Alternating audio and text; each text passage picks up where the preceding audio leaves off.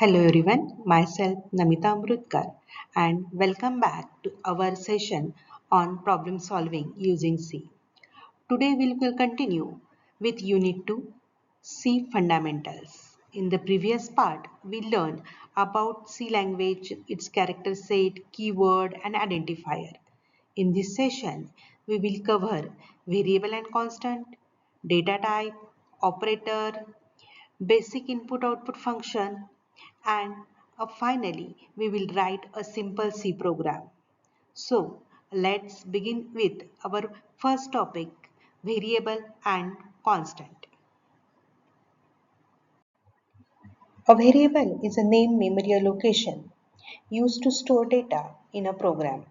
You can think of it as a container that holds a value. The value stored in a variable can change during program execution, which is why it is called as a variable. Before using a variable in C, we must declare. Declaration tells the compiler the name of the variable and the type of data it will be stored, such as integer, character, or floating point number. Now, let's look out the rules for naming variable. Variable name must begin with letter or an underscore. Variable names are case sensitive. Variable names can contain letter, digit and underscore, but they cannot start with a digit. Special symbol like ampersand, hash and are not allowed. Some example of valid variables name are sum, height, value. Next is declaring and initializing variable. Variable declaration means specifying the variable data type and name before using it. For example, int age. Initialization means assigning a value to the variable such as int age is equal to 20. Here, the variable age is declared and initialized at the same time. So, in summarization, we can say that a variable is a name, storage location that store data, and following proper naming rules make the program easy to understand and error-free. We have understand variables. Let's move on to the next concept, which is constant. Constant is a value that remains the same throughout the execution of a program. Unlike a variable whose value can change, the value of a constant cannot be modified once it has been assigned. For example, the value of pi is always approximately 3.14 and the number of days in a week is always 7. These are fixed value. So they are good example of constant. In C programming, constant can be represent different type of data such as integer, floating point numbers, character or string. Whenever we have value that should not change, it is good practice to declare it as a constant. To create a constant in C, we use the constant keyword. This tells the compiler that the value should remain fixed throughout the program. For example, const float pi is equal to 3.147. Const const and integer radius is equal to 4. Here pi and radius are constant. If we try to change their value letters in the program, the compiler will generate an error because constant are read only. Now let's move on the next important topic, which is data type. Before writing any program, we need to decide what kind of data uh, we want to store. Different types of data require different amount of memory and they are handled differently by the computer. This is why C provides different data types. A data type defines the type of value that a variable can store and the operation that can be performed on that data. In simple word, a data type tells the compiler what kind of data we are storing such as number, character or decimal value. Now let's look at the classification of data types in C. Basic or primary data types. The first category is basic and primary data types. There are most commonly used data types in C. First one, integer, used to store whole numbers such as 10, 25 or minus 10. Char is used to store a single character such as uh, small letter A or Z. Float is used to store decimal number with single precision like 3.14, 25.6. Double is also used to store decimal number, but it provides higher precision than float. Void represent the absence of a value. It is commonly used in functions that do not return anything. These basic data types are the building block of C programming and are used in almost every program. The second one is derived data types. These are created using the basic data type. Some example are array, pointer, function and pointer. Array which store multiple value of the same type using a single variable name. Pointer which store memory address of another variable. Function which are a block of code that perform a specific task. Function pointer which store the address of function that allow function to be called indirectly. Third category is user-defined data types. As the name suggests, these are the created by the programmer according to the program's requirement. Some example are structure, union, enum, typedef, structure which group different types of data under one name. Union where different members share the same memory location. Enum which allows us to create list of name constant value. Typedef which is used to give new name to the existing data type, make program easier to read. These are data types improve code organization and reliability, especially in large program. And the fourth one is a type modifier. Then this is the last category. The type modifier are used to change size or range of basic data type.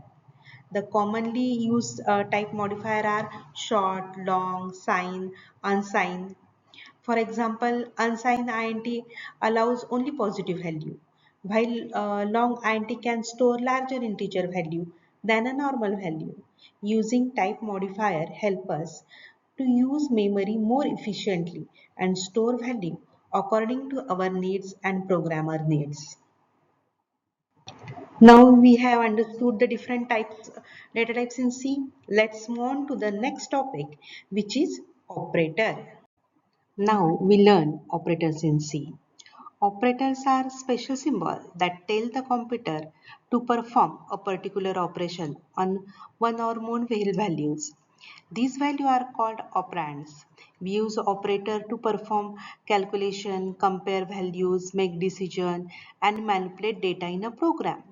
Let's look at the different type of operator available in C. The first category is arithmetic operator. These operators are used to perform mathematical calculation. The common arithmetic operators are plus for addition, minus for subtraction, star for multiplication, slash for division, percentage symbol for finding the remainder, plus plus for increment which increase the value by 1, minus minus for decrement which decrease the value by 1.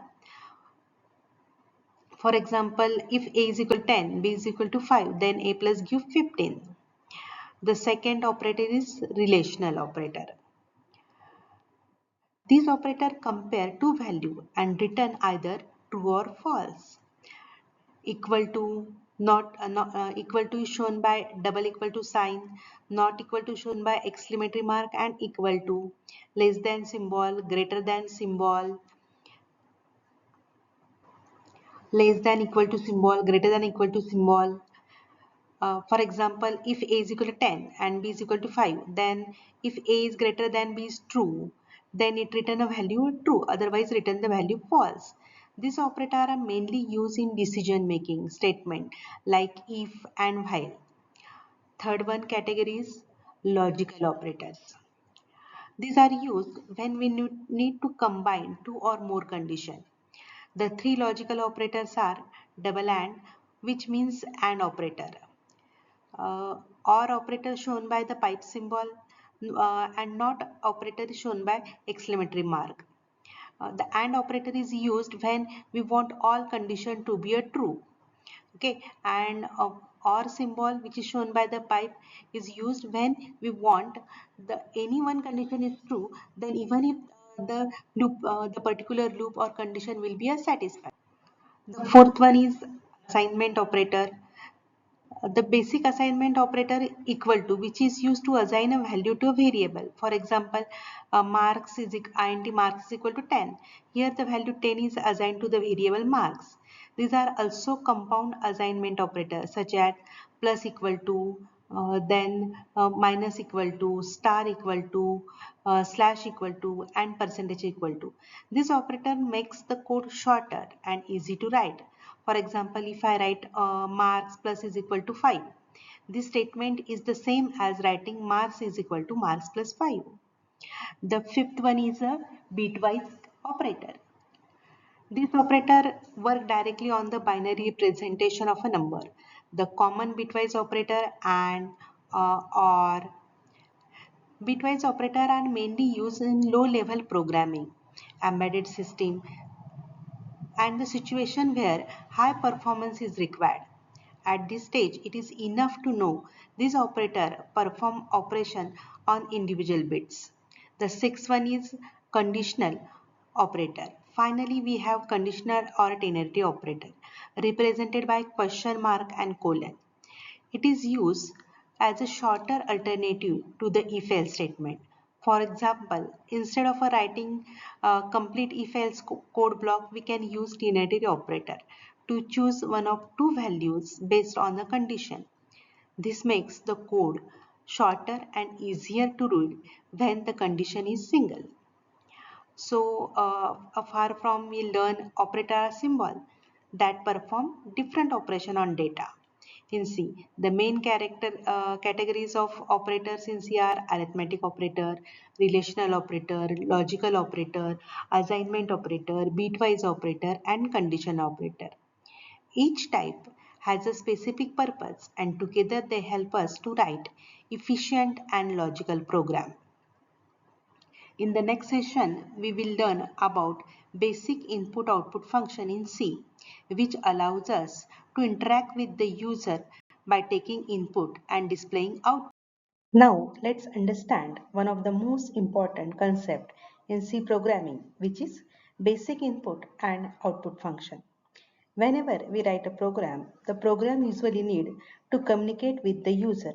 It first accepts some information from the user, process it, and then display the result. This communication is possible using the input-output function provided in the stdio standard input-output.h header file. As you can see in the table, these functions are divided into two categories, input function and output function.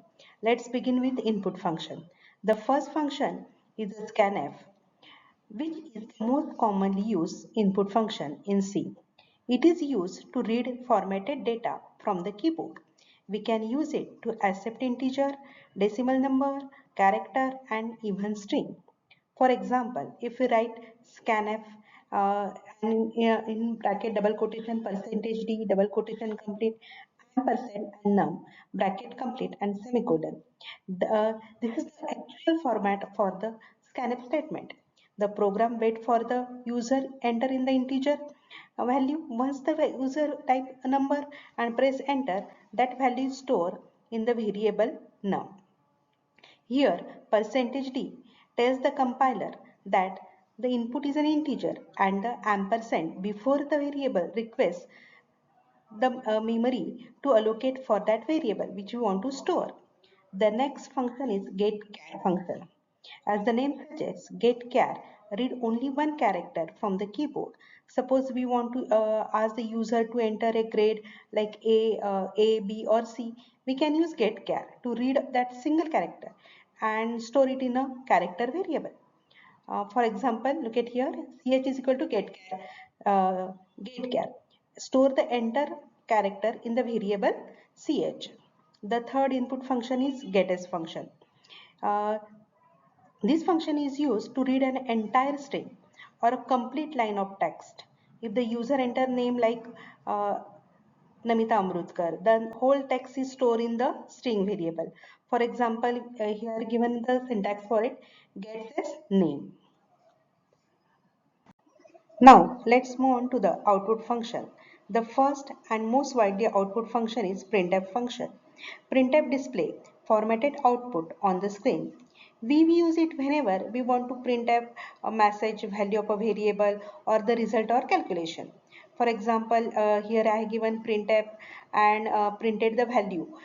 Here percentage %d display tell that the value is integer type. The value always followed by store in the variable name. Different format specifier we can use percentage %c for character, percentage %f for float, percentage %s for string, okay, percentage %d for integer. The next function is putchar function. This function display only one character on the screen. If the variable ch contains the character a, the writing putchar ch will display a on the monitor. Finally, we have puts function. It is used to display entire string. One advantage of this function is that after displaying the string, it automatically move to the cursor onto the next line. Suppose I given puts and in bracket I have used the variable name. Then it display the complete name stored in the variable. Among all of these functions, scanf and printf are the most frequently used because they can handle different types of data and provide formatted input and output. Understanding this function is very important because almost every C program uses them to interact with the user. Once you are comfortable with this function, writing a C program becomes much easier. With this, input and we have completed the basic input and output function in C. In the next topic, we will learn how to write C complete program using this function efficiently. Hello everyone. Today we have to learn our first C program. This program simply write down your name on the screen. Here for that purpose I use an online compiler over here. Every program always start with preprocessor directive. So we have to include the preprocessor directive as standard input output .x by using include statement. And every program after the write down the preprocessor we have to write down the main function. Main function which includes within open and closing curlies. This function does not return any value. That's why we have to write down void keyword before the main function. This function just display your name on your screen. So for print a message, here we have to use printf function. Printf function is write down that printf bracket, then in double quotation, you have to write down your name. I have write down the message, my name is Namita Amrutkar. So I have placed this message on the screen and the statement is terminated by the semicolon. Okay, now your program is ready. If you want to add a comment, you can write it the comment here before the hash include at that this is my first program. Comment is always enclosed with /star. This is my first program. Okay, and it is end with /. Now execute your program by clicking the run statement and look at here. The output is display. My name is Namita Amrutkar. Hope all of you understand this.